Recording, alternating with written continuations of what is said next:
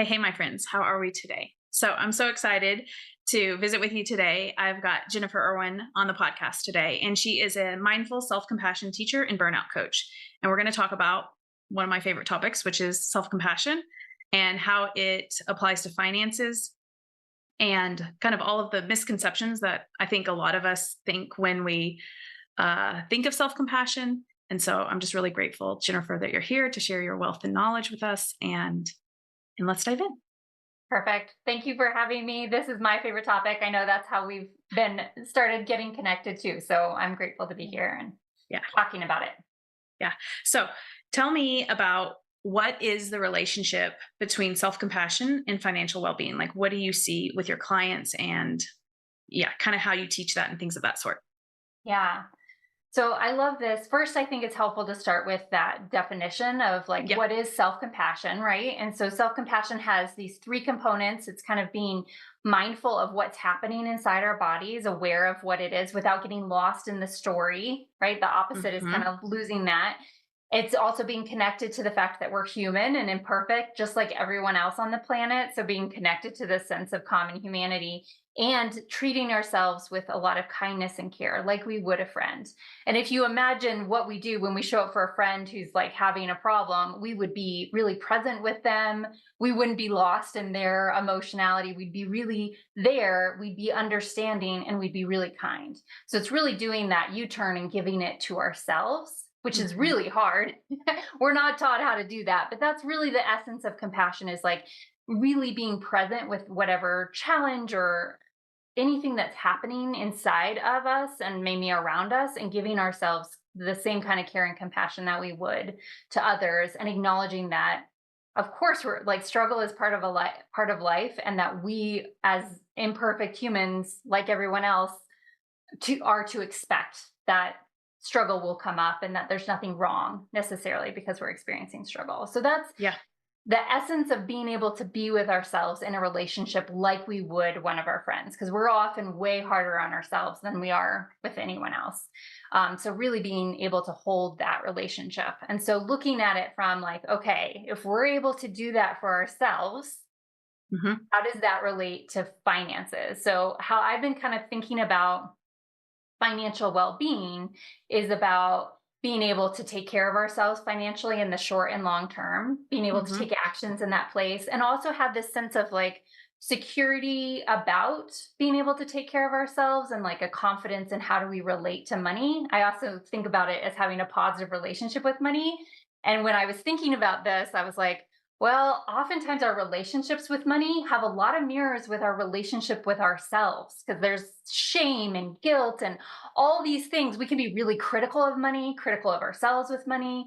And so I think it intersects here of if we learn how to hold all these parts of ourselves and to relate to ourselves in this friendly way, that bleeds over into I mean, you and I know both know this, it bleeds over into every area of your life. But I think specifically because finances brings up so much stuff, it can really help support and bleed over into that area, not only by reducing some of the stress that we feel naturally when we Hmm. practice self compassion and then often we feel around finances, but also helping us kind of shift like, how could we have a more compassionate relationship with money itself?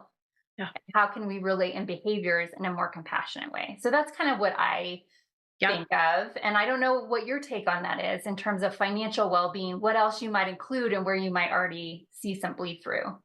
Yeah. I wrote down mirror, right? Like money is a mirror for ourselves. And I think that you nailed it. Like when before self-compassion, right? I used to look at money and be like, it's not enough.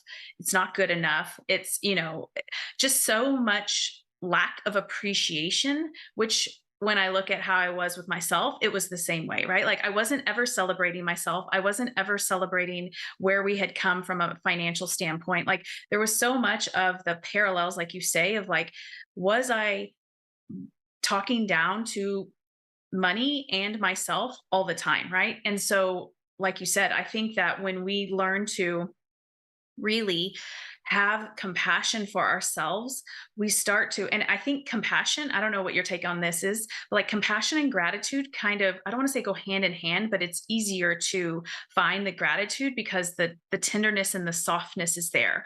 And so the for me, it was really when I started to look at like what is my relationship like with money, it was like you said, very similar to like what my relationship was towards myself. Like lots of not good enough, lots of, shoulds, lots of just harshness is the word that comes to mind of how I was with my money and also with myself.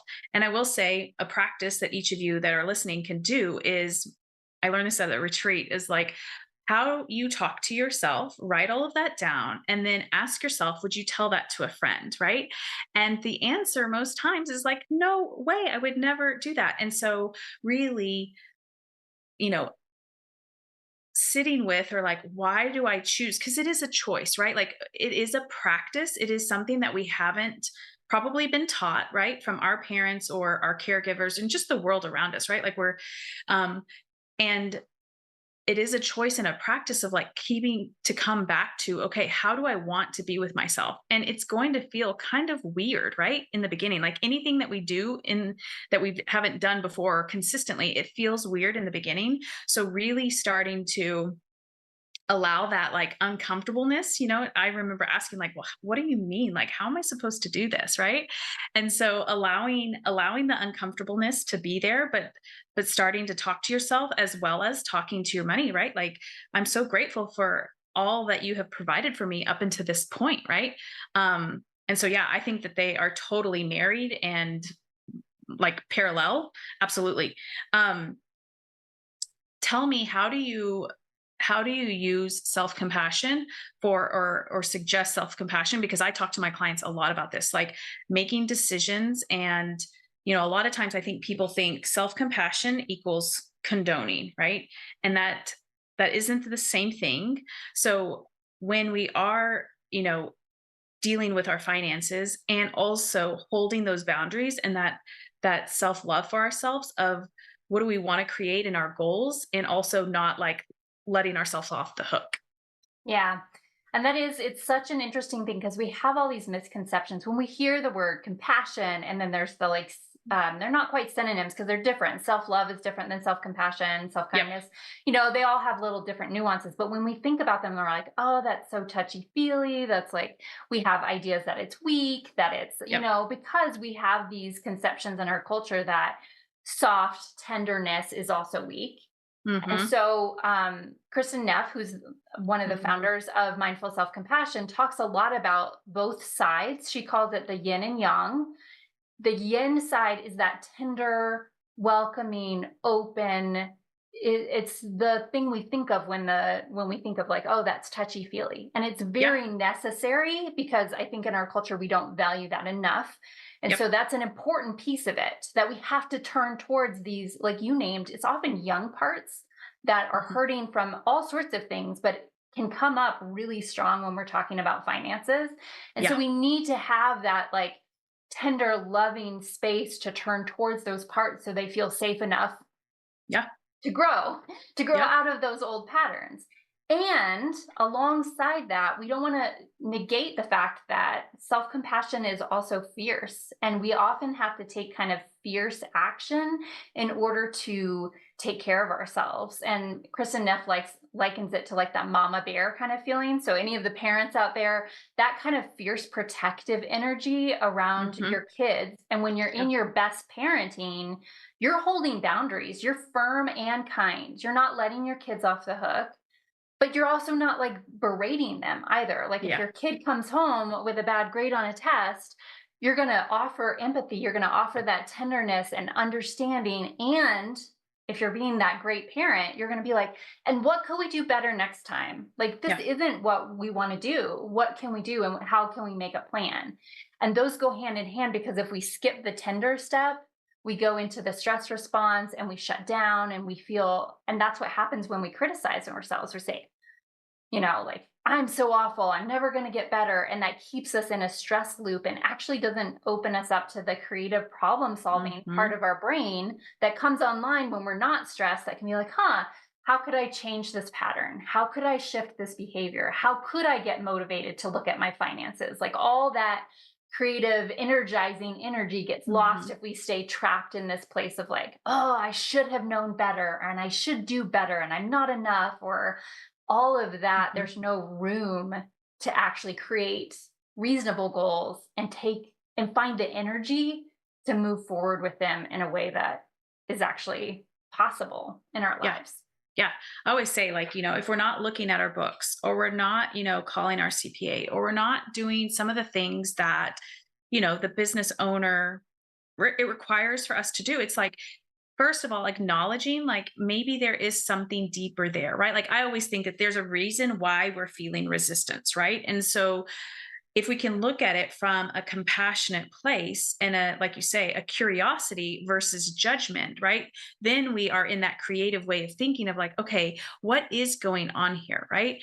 And then asking yourself, like, with the boundaries, and it's like, yeah, but the business owner that you want to become, they do that, right? Like, that is something that they value and that they do, and it's not a problem that you aren't doing it right now. And also recognizing that is something that you want to work towards, right? And so there's and I always say, like, it's not that having self-compassion is the right way to do it, and being critical of yourself is the wrong way, right? It's just like, how does it feel in your body when you speak to yourself? How does it feel in your body when you look at it from a place of curiosity versus judgment and shoulding? And I will say, like, anytime the shoulds come up, right? Like, that is all head stuff of like, that's we don't like it. I don't know if anything ever, air quotes, good, right, comes from shooting ourselves, Yeah. versus, like you say, being in that place of like, but what would I want to do differently, and having that spaciousness and openness with ourselves in order to look at something and see, okay, this is what we did do, now what do we want to do moving forward. um, Yeah. are there specific are there specific techniques or practices that you use with your clients? I mean, there's some that I use, but I would love to hear, like, what do you use for your clients, or if someone's listening and they're like, okay, this is great, and also, how do I start? Right? Like, I mean, I remember, I think I was 40 when I was like, I've got like 40 years of like not talking so lovingly to myself, right? Like, how am I supposed to just like, what do I do? Yeah. Yeah. And that is, I feel like self compassion, what I love about it is that it's kind of the tool for all things. So, like, even if you're feeling like, I don't know how to be more self compassionate, like, self compassion is the balm for that. It's like you can use it to just meet yourself where you are, of like, oh my gosh, like so many people out there, we've just normalized it. That's been true for me. Yep. Worked on this. I still sometimes am like, how do I access self compassion? Even though I've been working on it. It's just anything that's new and doesn't always feel natural. And we have a lot of negativity bias in our brains. Yep. Like, there's a lot of things, and it's not a Yep. cultural norm. So it's so understandable that it's not the go-to strategy. And that Yeah. doesn't mean that it's impossible or can't happen. But Yep. again, can we bring in that self-compassion even when we're struggling to find self-compassion? Like, we can just start with whatever layer. So this is always where there's lots of different practices, but I think having that foundation of those three components of it has been really helpful to me. And I have a couple different ways that I check in with myself, but having a practice where you just get quiet, it doesn't have to be meditation. I'm a big proponent of meditation, and I'm a big proponent of people choosing things that feel good to them. And sometimes meditation doesn't feel good to people, and that's perfectly okay. I always Yep. find, like, find your doorway, find whatever Start where you entryway. are. Yep. Exactly. So present mindedness is different than meditation. So it's just getting present with yourself. Like, what am I feeling in my body? Like, what am I feeling? What am I needing? Sometimes I do just a check-in where I'm like, Mhm. okay, deep breath. It's really quick. It's like less than 30 seconds. And I just turn towards myself and I say, what am I feeling? And I Mm. just validate it. I just name it and let it be there. And I feel like that's such a skill, because Mhm. sometimes we're running away from it or pushing it away or not wanting to look at it. But the more we can just be like, okay, I'm feeling scared, or I'm really stressed out. And there's research that shows as soon as we name it, that they have the saying, you name it, you tame it, because it Yeah. involves both sides of your brain. And so you can be like, oh yeah, I'm overwhelmed. And I usually just reflect it back and I say, oh, I see that you're so overwhelmed, just like I would when I would like empathizing with a friend or, whatever words you need to hear, just naming that. And once you get to that place of like, what's going on, moving into that place of how is this so human? Even just Mhm. saying the phrase, how human of me, all humans feel X. Mhm. Because I can guarantee you that someone out there in probably the moment that you're feeling it on the planet is also feeling stress, overwhelm, probably about the same issue that you are, right? And maybe your degree of struggle is different than someone else's, or, Yeah. but just to know, like, this is part of being human. So you don't feel so alone. Like, oh, yeah, that's right. This is part of the human experience. And then moving into that question of, what do I need? How can I care for myself in this moment? Mhm. And really checking in, is there some words that I need to hear? Do I need to just keep validating my feelings? Do I need to take a break from whatever I'm doing? Again, sometimes we're worried that's indulgent, but sometimes we need to like go step outside or take a drink of water or, stretch our body, move our bodies to like kind of shift. Is there something I need to do to shift my physiology? Yeah, like whatever it is, just really starting to practice. And you may not know yet, and that's Yep. okay. Yep. Again, it's like starting where you are and just checking in, even asking the question, is there anything I need? If I was with a friend, Yep. what would I offer to that friend who, if they had the same struggle or same emotional experience that I'm having, what would I offer them? And then try Mhm. it and offer it to yourself and see if it lands. A lot of it is that experimentation of like, you know, I'm getting to we're tapping down into something that we don't have We haven't usually been. we haven't been doing, right? Like, and so it's like you're getting to know someone for the first time. And it's, whenever you think about like, oh yeah, I'm making Mm. friends with someone and it just feels awkward and you're just getting to know someone else's rhythm, you're doing that for yourself. And Mhm. again, so it's like it's supposed to feel awkward. Again, if it feels awkward or you don't know, I would always say within any of these practices to be like, it's okay. It's not supposed to feel any other way than it feels right now. Yeah. And I like to end my practice with there's a phrase in a lot of the mindful self compassion classes of like, can I allow myself to be just the way I am right in this moment? Mm. If only just for a moment. Because I feel like a lot of times, and I know personally, spend a lot of time resisting whatever's happening Yeah. because it's We all do. uncomfortable, Yeah. because that's part of being human. Yeah. And so to just like open up enough space to be like, can I just let myself be like this, Yeah. even for a moment? And that builds up your tolerance and your capacity to be with yourself as you are. And it's amazing. We're not doing it to shift the experience. Self Yeah. compassion, we're not doing self compassion in order to get better. We're doing self compassion because as a human who struggles, we deserve compassion. That is Mm. like a core belief. We're Mm. not giving ourselves compassion to fix anything. We're giving ourselves compassion because we're already whole. And it's Mm. hard to be human. And Mm. so I think too, just coming from that place of like, can I just keep living into that reality and allowing it to be just as it is, just for a moment, because that, ironically, not making it want to shift often has it shift. It's one of Yeah. those kind of hard things of like, we can't make it shift, but oftentimes when we open up to compassion, it makes things easier. That's not the reason we're doing it, Yeah. but it Yep. often does, because it's It like, does make it. oh, if I let go of those layers of resistance and judgment about my emotions and why I'm feeling this way, we're just here. Yeah. And then it's just what it is instead of anything surrounding it. Yeah. I wrote down, like you said, normalizing, right? Like, I think that we want to separate ourselves and be like, I'm the only one that's experiencing it. And it's like, even just saying like, I'm a human just like everyone else, and all humans experience emotions, right? I think that for myself, I don't know if this was for you too, Jennifer, but like, it's almost like we separate ourselves and we think like we're the only ones that are going through this. And so it creates even almost like further separation, right? Yeah. Versus like every human experiences emotion.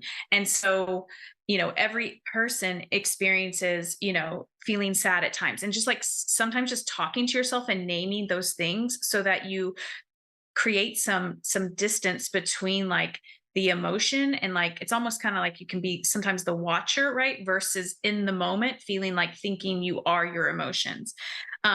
One of the things too, and I don't know if you talk about this with your clients or not, is like naming that inner critic. Like we all, and we have lots of inner critics, right? But like Mhm. naming, like it was helpful for me to be like, the inner critic, yes, she's a part of me because she's trying to protect me. And also like the like naming her was like, oh, okay, she's scared right now. Like when that voice comes up and it starts to really, I would say like sometimes in the beginning it was really harsh, right? Like as I was evolving, as I was really doing a lot of things outside my comfort zone, that's when I would hear a lot of that noise. And I have been very frank and honest, like it would take me to my knees at times. Like it was so like, like so much crying, right? Because we have, for a lot of us, we've listened to it for so long and we've believed it for so long, right? Yeah. And also understanding that she, he, whoever, right, is a part of you, and that comes from a place of trying to protect. Like I hear a lot of people sometimes be like, F your ego and this and that. And it's like, no, no, no, no, no. Like our ego is part of us, right? Like, and so allowing and naming, um, your inner critic because they're there to help you and to support you. Also, one of the things is like if you're thinking about sitting down and doing your finances, or you like kind of almost planning like, Mm. okay, what are some things that I can support myself in the moment, right? What might come up, like you saying, like, okay, I might, and like what is it that makes me feel safe and secure, right? Like asking yourself some of these questions. Like for me it was like I love to have like a blanket, like when I'm really upset, right? Like I love to have like a warm blanket, or I love to have my iced tea, or just like what are some things that even though they might be external, right? Like what are some things that you can do for yourself that you can help regulate yourself in that Yeah. moment? Um, because some of the stuff as you're doing money stuff, right? Like it's a lot for the nervous system. Yeah. Yeah, I think rewiring your nervous system so that when you're doing specifically with finances, but this works with anything that feels big in your life, but pairing something that has been challenging with something that's soothing. And I feel like that's been something that's helpful for then you're associating something that's soothing with something that used to be stressful Yep. and allows you to kind of brainstorm. I know for my husband and I, we went through some iterations of doing our taxes and we've started finding strategies of like, how can we celebrate each step? Like, how can Yes. we break it up into parts so that it Yep. makes it more feasible instead of just feeling we were just getting lost in all the stress and the angst and this is so hard. And instead, having those strategies of like, well, what could make this more fun? And maybe there's nothing, but at least make it doable. How can we honor what we're working on? All of those things again come from that creative problem solving kind of place. And so if you've already soothed your nervous system so you can get to that place, or brainstorm in a time when you're not trying to in the midst of it, that can be Yeah. really helpful. Yeah. Yeah. And like breaking, like you're saying, like breaking it up, right? Like some of us, we will avoid things, right? Like that is a symptom of um, you know, I don't want to get into money trauma, but like the avoidance, right, is a symptom of that. And so sometimes we avoid things for so long and then it becomes like this huge thing, right? And so Yeah. sometimes the compassionate thing to do is like just 10 minutes, maybe once a week, right? Like I think so often we think, and also in the self-development world, it's like we've got to go big or go home, right? Mhm. Versus like what is just 1% for me, what's just 1% outside my comfort zone, and what's 1% for me to you know do something different than I haven't done, and in a different way with our money, or with inside my company. um because it's in that like celebration, I have found it's in the celebration of those tiny tiny things, right? And getting in the habit of that. There's a meditation, and for some of you that aren't meditators, but I love it, it's by Sarah Blondin. I don't know if you've Mm. ever listened Yeah. to her or not, but oh, I mean, I love all of her stuff. But there's one that says, I love you, I'm listening. And if you're just starting out, that might be too far of a jump for you, but maybe you could say, like, I'm a human, I'm listening to you. Right. And if you are at a place where it's like, I love you, I'm listening, it's like such a tender place that we can be and turn to ourselves and like think of ourselves as children, right? Like, I love you, I'm listening, like what is coming up for you in this moment, and allowing yourself to speak, right? Because I think so many of us are in this culture of like move, move, move, fast, fast, fast, versus slowing down and asking ourselves, like, what do you need in this moment? And listening and honoring that. Yeah. Yeah. There's so much stuff there because it is just naming the reality that I think a lot of times we avoid self compassion is because it can feel painful.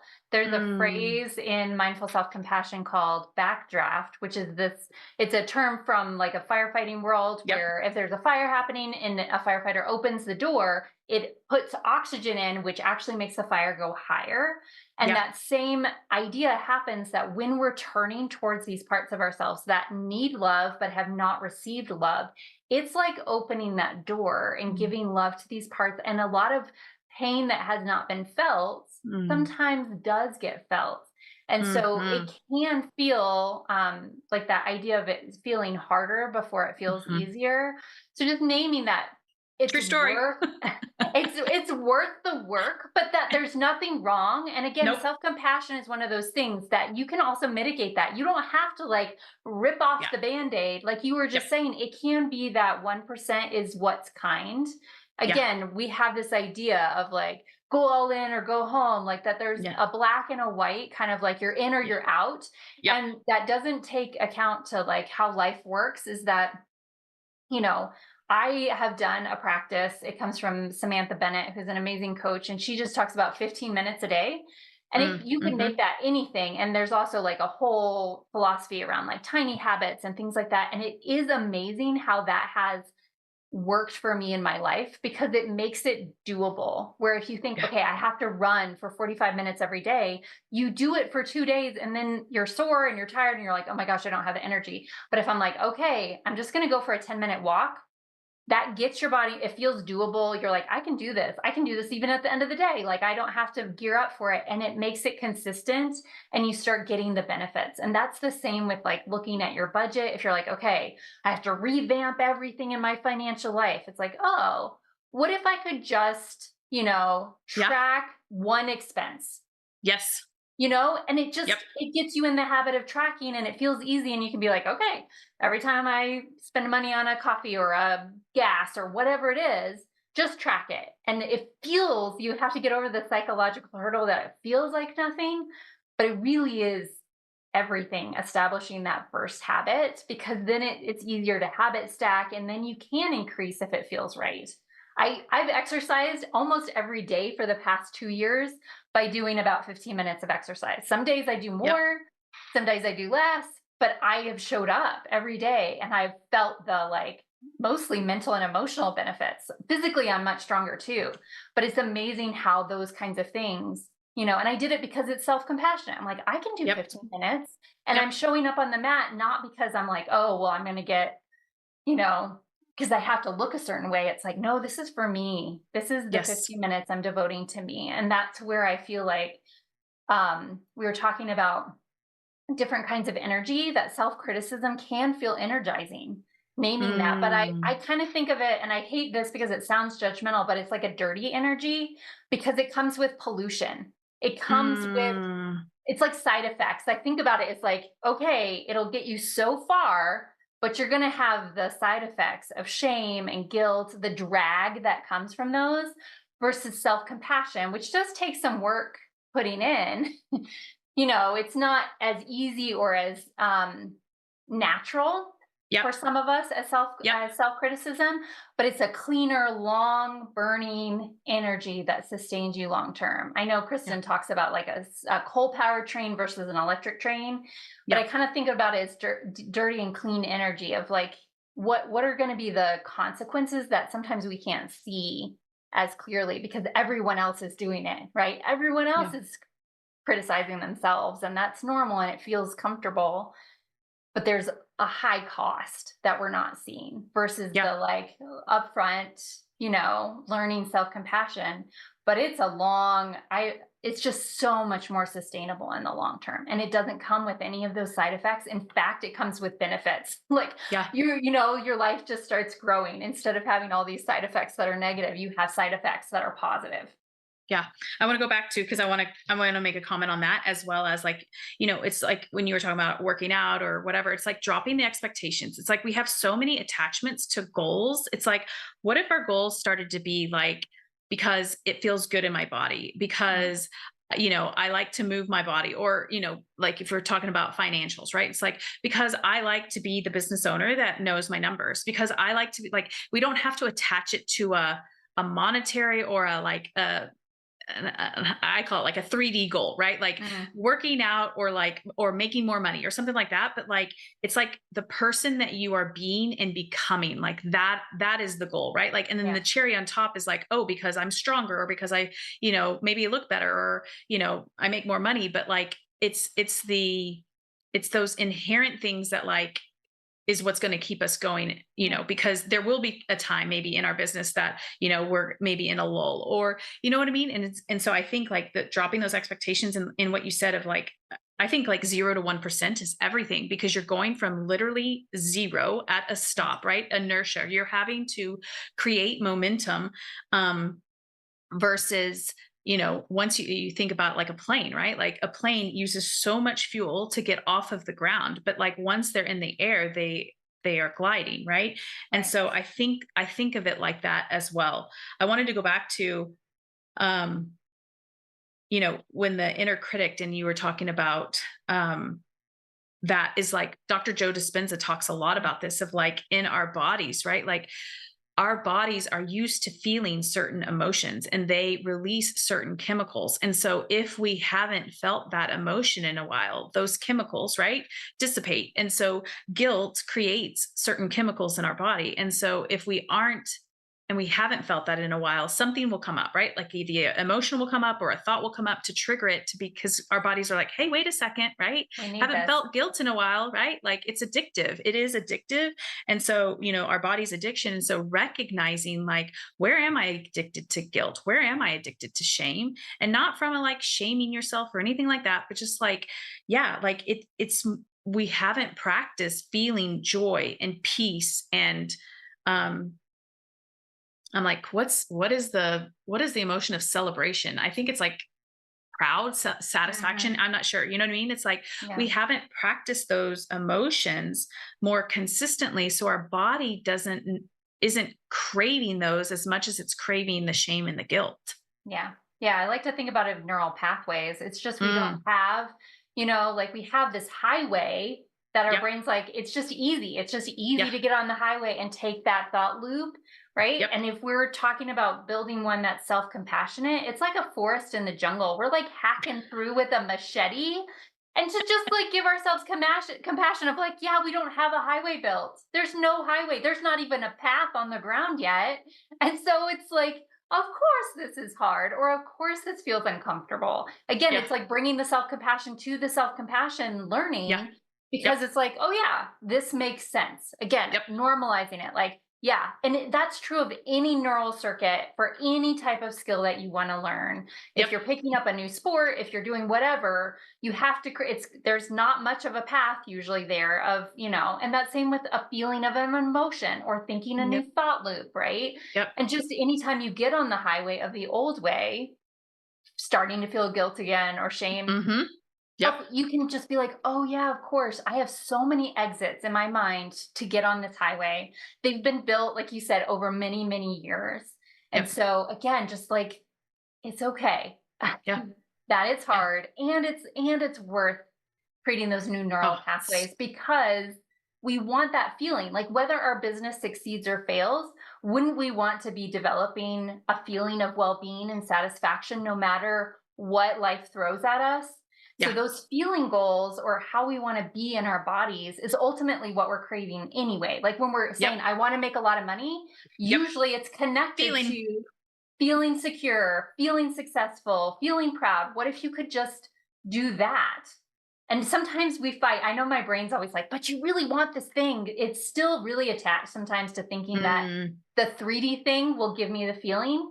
But mm. experience has taught me over and over again. And I'm I like, bet you all will know too that it's like we get the thing and it's like a little bit of a hit, a little bit of that dopamine, and then we go back to our normal set point and we start that whole process again. But if yep, we rewire and we start from this other place, we're like, oh, I can experience joy, well being, pride, all these things now, no matter what's going on. And that's yeah, like the ultimate power to be able yeah, to have that. And oftentimes when we feel that way, good things come to us. So it's that bonus, like you said, the yeah. cherry on the top. Yeah. It's like Abraham has said, like there's no, what does she say? There is no happy ending to an unhappy journey. And Mhm.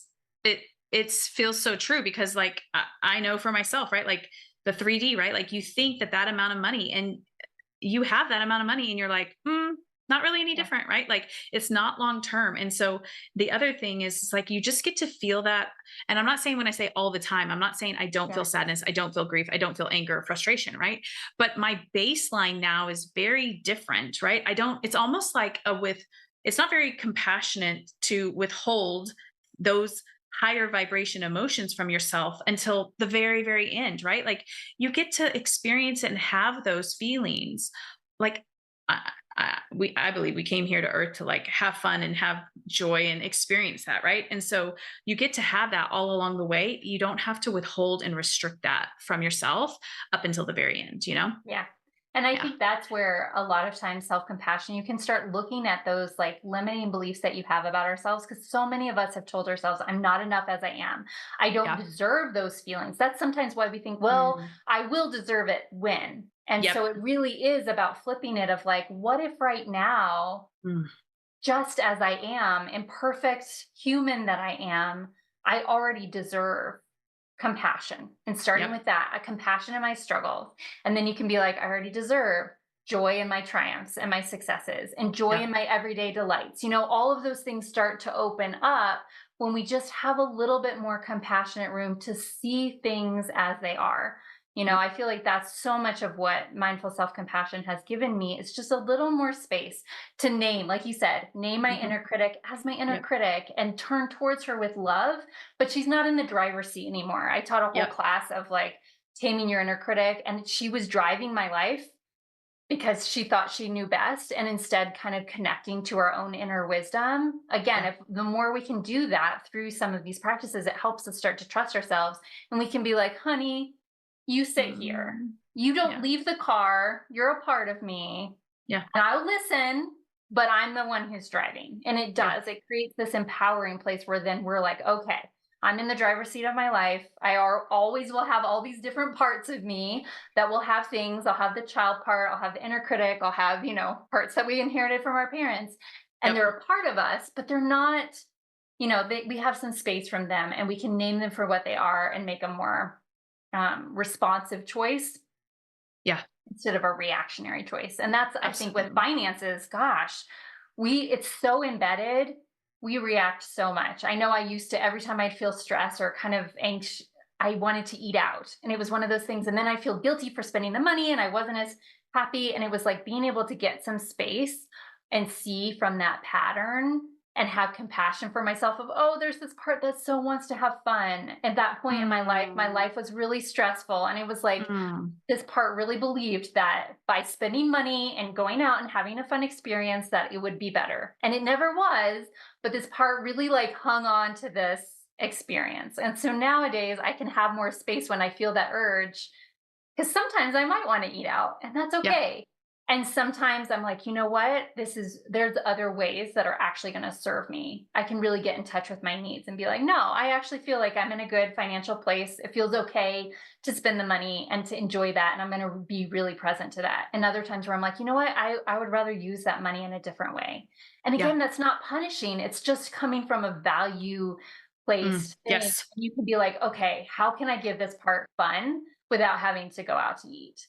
So Yeah. that's just like, we just have a little more space to see things for what they are. Yeah. I love that you said that, values, because it's really true, right? Like everybody has different values.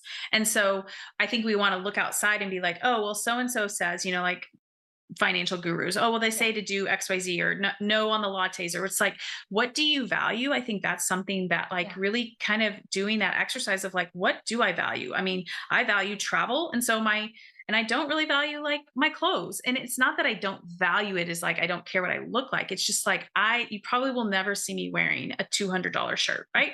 That's my value, right? That doesn't mean that if somebody else, right, wants to buy a $200 shirt, it's just like, what are your values? And are you using your money in a ways that are in alignment with your values? And the easiest way to do that is like to look at your credit card statement, or to look at your bank statement, right?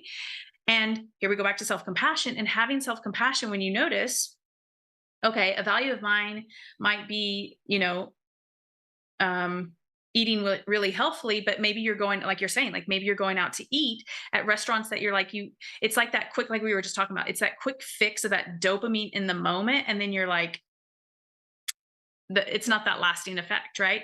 And so being able to look at your finances, being able to look, whether it's personal and or in your business, like, am I using money in my business the way that is alignment with my values? Yeah. Anything else that you want to add that maybe I haven't asked or haven't thought about that you would want to share? No, I think we touched on, I think just the misconceptions about self compassion are worth Yeah. underscoring again, just Yeah. because we think that it will, that being soft on ourselves can, demotivate us. And Yeah. that's so strong. We think, oh, it's letting ourselves off the hook. It can demotivate us. And I just want to put a plug for the research. And the research shows that people Mm. who score high on a measure, an objective measure of self-compassion, that they rate themselves as more self-compassionate and do that, have better long-term, they're more resilient, and they have more behaviors, like they're able to, eat well and exercise. They're good about taking care of their health. And I'm sure, I don't know if there's been research on finances, but so much of financial stuff is being able to pause and say, will this short term Yep. desire be Yep. in the best interest, like we were just talking about with values? And so people who are self compassionate have that spaciousness to be like, am I going to be responsible? Is this the best thing for me long term? Because Yeah. it's really easy in our really stressed out world to like want that quick fix, because we want the dopamine so bad and it's Hmm. easy. And so having more of a self compassionate mindset just has been shown in research to help with that, building those long-term habits, which so much of financial wellness, especially in the 3D world, but also in building a relationship long-term with money, Yeah. really has to do with being able to be reflective and think of the future self. Who will I want to be 10 Mm. years from Mhm. now? What do I want that part of me to have? Yeah, Yeah. I love that. I'll put all of this information that we talked about, different teachers and authors and things of that Mm. sort, in the show notes. Where can people find you if they want to reach out, they want to learn more about you, things of that sort? Yeah, I always love connecting with people. And the best way to reach me is through my website. And it's just my name. So Jennifer Erwin and then coaching.com. And on Okay. there, you can peruse resources. I have kind of, when we talked about inner critics, I have a little quiz on there of like, who's creating your stress? Because we all have inner stressors. That's kind of fun. And then Yeah. if there's anything ever, I love connecting with people. So don't be afraid to book a free call if that's what feels right. There's never any pressure to sign up for further coaching. Again, I love these kinds of Yeah. conversations and connecting with people and supporting people, and even just being that touchstone. Even if I'm just that leaping point to the next thing that you need, know that that's part of my mission and joy in life. Yeah. Perfect. I'll put all of your information in the show notes. I appreciate you, Jennifer. Thanks for coming on, sharing your information and knowledge with us. And for each of you that are listening, thank you so much. Yeah. Thank you for having me. Thank you. Of course.